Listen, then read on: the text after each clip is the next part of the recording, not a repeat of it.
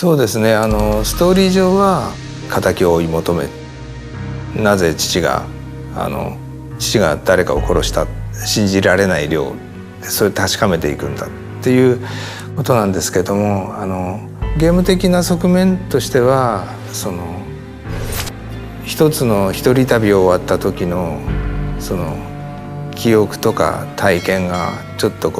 思い出に残るような感覚が再現できたらいいなっていう、そういうゲームなんですね。旅体験みたいな感じですか。中国の少数民族の村っていうのはちょっと興味ありまして、非常に文化が色濃く残っていて、民族衣装なんかがすごく綺麗っていうこともあるんで、過去に取材したりネットで調べたり文献で調べたりしているんですけども、割と荒涼としたところが多くて、やっぱり少し緑が欲しかったり、桂林ですから美しい山水画みたいな景色の中に水とグリーンがあってっていうイメージも作りたいわけですね。ですからある程度中国の中の自分の持っている中国らしい景色っていうちょっと美化した形になってると思います。ハッカソンが割と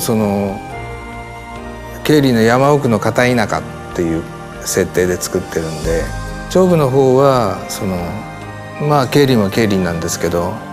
利口という川に面した割と町っていうのをちょっと広い方がちょっとオープンワールドの遊びをいろいろやりやすいので、長部で140軒ぐらいお店があって、でその中で買い物できる店が70軒ぐらいあります。で基本的にそのお店とかそのお店以外にもちょっとお店じゃない大型のお寺とかそういうものもあるんで、基本そこは全部プレイヤーは行けます。木人っていうちょっと憲法においては割とシリアスに木の人形みたいなの相手におえいってやるんですけど、ちょっと人形風にして木人喫茶作ろうと。何ですかユウさんとかってなっちゃって、木人と一緒にお茶を飲めるっていうお店作ろうと。ちょっとどうなんでしょうねこれまた長部観光協会っていうことを設定してまして、ゆるキャラを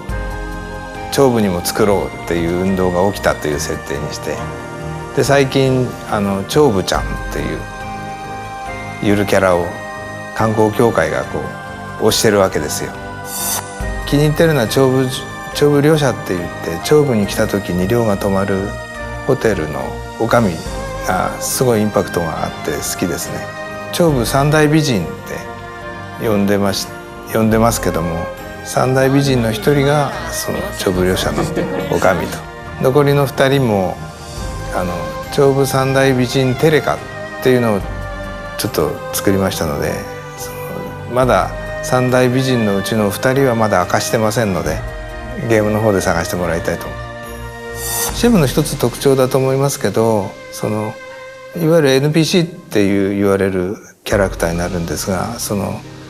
特に声を持ってるようなキャラクターについては全てフルカスタムっていうか、個性を背景を設定して個性が出るようにちょっとユニークなキャラクターに作ってます。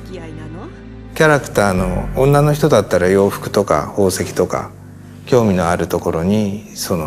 興味のある店っていうフラグが立ってて、